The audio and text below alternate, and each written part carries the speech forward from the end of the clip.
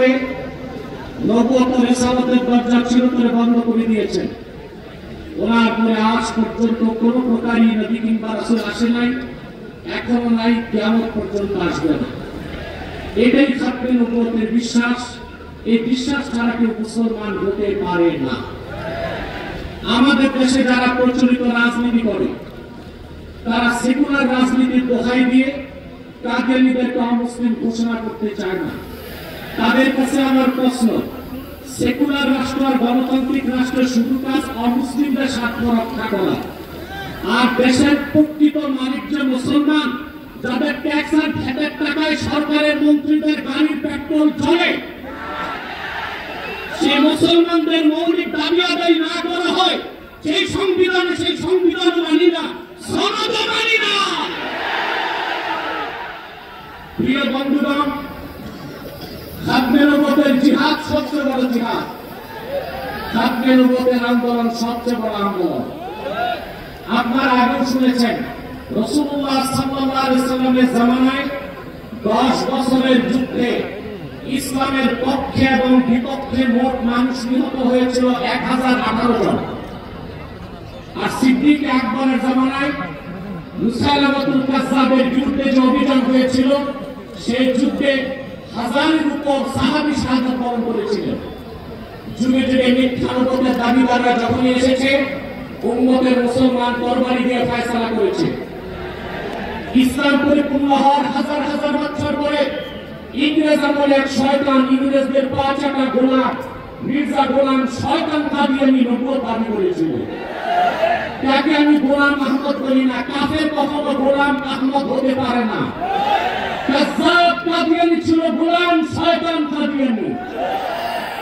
1908 সালে আল্লাহর গজবে সে ধ্বংস হয়ে জাহান্নামের কুকুর হয়েছে। তার অনুসারী কাদিয়ানীরা বাংলাদেশে এখন ব্যাপক উৎপাত করছে। আপনারা জানেন, বর্তমান সরকার দায়িত্ব নেবার পরে বাংলাদেশের বিভিন্ন জায়গায় কাদিয়ানীদের নতুন নতুন আস্তানা গড়ে তোলা হয়েছে। কাদিয়ানীদের আস্তানা পাহারার জন্য সেনাবাহিনী, পুলিশও মোতায়েন করা হয়েছে।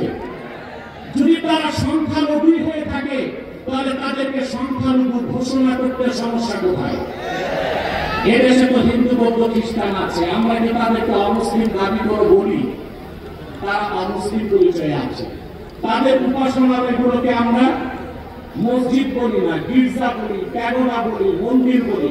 কিন্তু কাদিয়ানীরা ইহুদিদের চেয়ে নিকৃষ্ট কাফের, তারা জিন্দিক। জিন্দিক বলা হয় সেই কাফেরকে যে প্রকাশ্য কাফের, নিজেকে দাবি করে মুসলিম।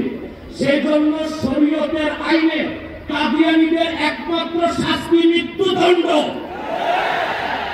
যেহেতু বাংলাদেশ সেকুলার রাষ্ট্র, আমরা ছোট একটা দাবি করেছি, তাদেরকে অমুসলিম ঘোষণা করতে হবে।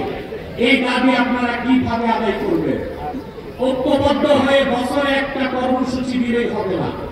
আমি মনে করি এই ময়দান থেকে কর্মসূচি হওয়া উচিত। কুখ্যাত কাফের কাদিয়ানীদেরকে রাষ্ট্রীয়ভাবে অমুসলিম ঘোষণার দাবি আদায় করবে। হোক বিএনপি, হোক জামাত, যে ঘোষণা দেবে তাকে নির্বাচিত করে বাংলাদেশের ক্ষমতায়।